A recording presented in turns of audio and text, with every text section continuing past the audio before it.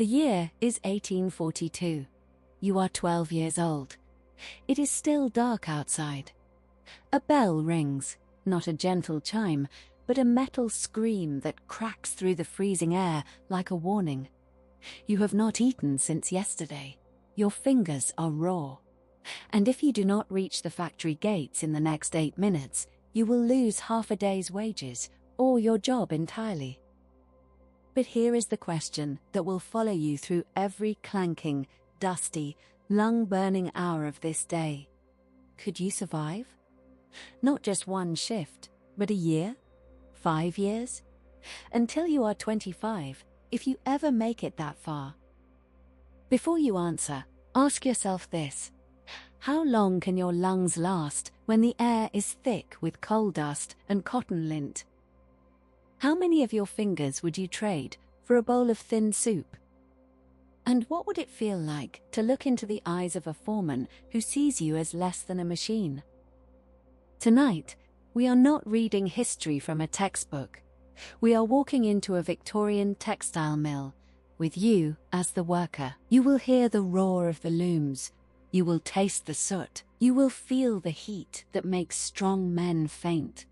And by the end, you will know, deep in your bones, whether you would have survived, or become another silent name on a parish burial record. If that sounds like a journey you are willing to take, like this video and subscribe to Little Historical, because history is not just dates and dust. It is the sound of a bell that still rings 2 centuries later, asking the same question. Could you survive? The year is 1842, and the bell does not ask politely. It shatters the darkness like a blade across stone, dragging you from a sleep so shallow you are not sure you ever truly closed your eyes. You lie still for one forbidden second on a straw mattress that smells of sweat, mildew, and the bodies of 5 other workers who breathe the same cold air. Your back screams when you move. Your joints crack like old timber. Outside, the sky is the color of a bruise, and the only warmth in the room comes from the desperate huddle of your own trembling limbs. But you cannot stay. The bell rings again, longer, angrier, and you already know. 8 minutes. That is all the mercy the factory gates will offer. You pull on clothes that are stiff with grime, cloth that has never truly dried, woven from fibers that itch and bind against your skin like a second, crueler hide. There is no mirror, no moment to prepare. You are a shape in the half-dark, already becoming invisible to yourself. A child, 9, 10, 11, runs past your door, barefoot on frozen cobblestones, and you wonder how many more winters that small body will see. You wonder if the foreman's eyes will linger on you today, measuring not your worth, but your weakness. And somewhere beneath your ribs, a dark, quiet thought unfurls. What if I simply do not go? But you know the answer. The parish would not feed you. The landlord would take your corner of the floor. And the factory would hire another child before the morning whistle fades. You step outside. The fog is thick as linen, soaked with soot and the sour breath of a city that has already given up on sunlight. Your shoes, worn leather wrapped in rags, soak through instantly, and the cold climbs up your ankles like a slow, possessive hand. You walk faster, not because you want to, but because behind every window you feel the weight of those who have already broken, watching you trade your childhood for a wage that will never be enough. The bell rings a 3rd time. You break into a run, and you realize, with a dread that settles deep in your stomach, that this is the easiest part of your day. The machines are waiting, and they are never tired. The machines are waiting, and they are never tired. You push through the iron doors, and the noise hits you first. Not a sound, but a pressure. A living thing that presses against your eardrums like it wants inside your skull. The heat follows, thick and wet, stealing your breath before you have taken 3 steps.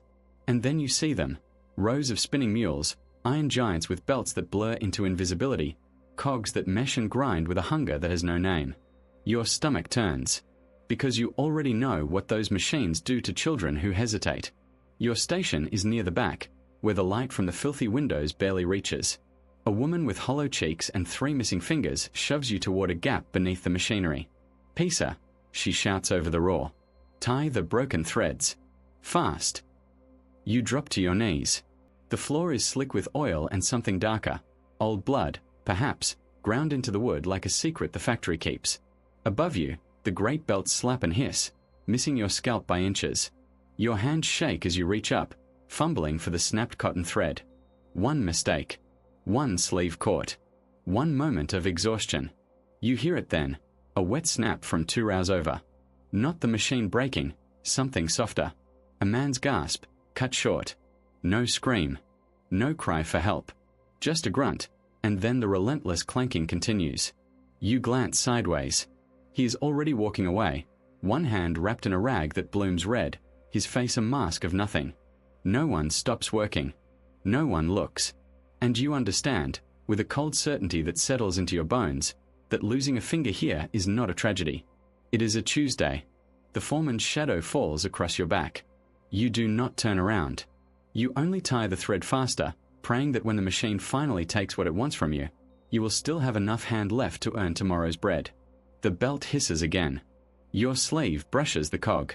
And for one eternal second, you feel the teeth whisper against your skin. For one eternal second, you feel the teeth whisper against your skin. Then the belt shifts, and you yank your arm back, whole, but trembling. You do not celebrate. There is no time. Because the air itself has begun to change, or perhaps you are only now noticing what your lungs have been screaming since you arrived. Breathe in, and your throat closes around something thick and granular, cotton lint, coal dust, oil vapor, and the faint, sweet stench of old sweat baked into the walls. Breathe out, and you taste metal. Your chest tightens like a fist around your ribs. Around you, the other workers cough without stopping their hands, deep, rattling coughs that sound less like illness and more like surrender. One man hacks something dark into his palm, glances at it, and keeps feeding the machine. You realize he has done this thousands of times. You realize his lungs are no longer pink and soft, but black, leathery, drowned in the residue of years. The heat does not relent. The steam engines below the floorboards pump their fury upward, and the July sun beats against the sealed windows, turning the mill into a brick oven. Your clothes are soaked through within the hour, the grime mixing with sweat to form a second skin that itches and burns. Your head swims. You watch a young girl, no older than 8, stumble against her loom, her face pale as tallow. No one helps her. The foreman's voice cuts through the roar. Stand up or get out. She stands, but her eyes are glassy, unfocused, and you know she is seeing something else. A field, a river, a bed that is not a pile of straw. The heat makes you dream while awake. It makes you forget where your hand ends and the machine begins. A woman 3 stations over suddenly drops to her knees, clutching her chest, her mouth open in a silent O. The foreman drags her outside by the collar, and 10 minutes later she is back, still wheezing, still reaching for the thread. There is no water to drink, no rest, only the wet, sucking sound of 100 failing lungs, and the knowledge that the dust you inhale today will sleep in your chest for 20 years, until one morning you simply cannot wake up. The belt hisses again. You breathe shallow. You pray for the bell. But the bell is hours away, and the air is already inside you. The air is already inside you, and still the bell will not ring. You have lost track of time. The light through the filthy windows has shifted from grey to darker grey, but that could be more smoke or the slow death of the afternoon. Your arms move on their own now, puppet strings pulled by a terror you no longer feel. Then you sense it, a change in the pressure behind you. The foreman is near. Not the usual overlooker who barks and moves on, but the head overseer, the man whose boots have worn a groove into the floor from decades of slow, deliberate pacing. He does not shout. He does not need to. He simply stands behind you, close enough that you smell the stale beer on his breath and the lanolin in his leather strap. You do not turn around. No one turns around. To meet his eyes is to invite inspection, and inspection is the first step toward replacement. His voice comes low, almost gentle, which makes it worse. Is that the best you can do? You nod, not trusting your throat. He leans closer, and his hand brushes your shoulder, not a comfort, but a measurement. He is feeling for the tremor in your muscles. the weakness that tells him you are near collapse. You force your hands to steady. You force your breathing to slow.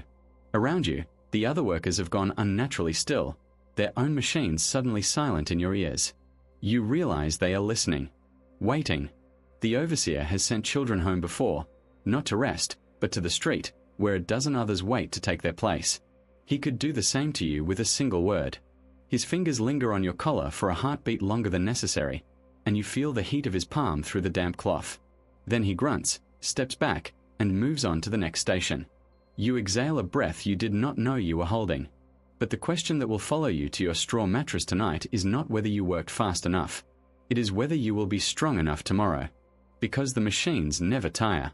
The dust never clears. And the overseer is already watching someone else, deciding who breaks next. The bell finally rings, not mercy, only a pause, and you stagger toward the door, knowing that survival is not a destination. It is only the distance between one bell and the next.